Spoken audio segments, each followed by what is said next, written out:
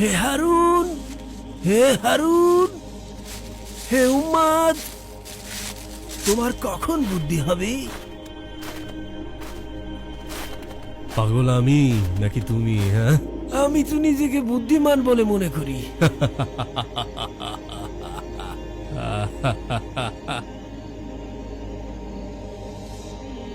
তোমার আবার কবে থেকে বুদ্ধি আসা শুরু করলো? হ্যাঁ,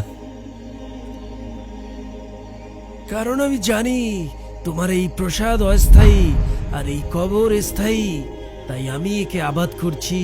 কিন্তু তুমি তোমার প্রসাদকে আবাদ করে এই কবর স্থানকে আবাদ করছো না। তাই তুমি আবাদী স্থান হতে অনাবাদী স্থানে যেতে চাইছো না, অথচ তুমি জানো সেই স্থানে তোমাকে যেতেই হবে। এই কবরগুলোতে এসে আমি ডাক দিয়ে জিজ্ঞাসা করেছি, সম্মানিত লাঞ্ছিত রাজ কোথায়?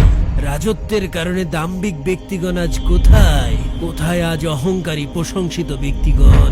হারুন, তোমার এই কাজগুলো কি পাগলামো নয়? ওয়াল্লাহি তুমি সত্য বলেছ।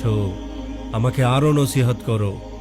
আল্লাহর কিতাবকে আঁকড়ে ধরো, সেটাই যথেষ্ট। সেখানে যেমন রয়েছে সংবাদ, তেমনি রয়েছে শিক্ষা।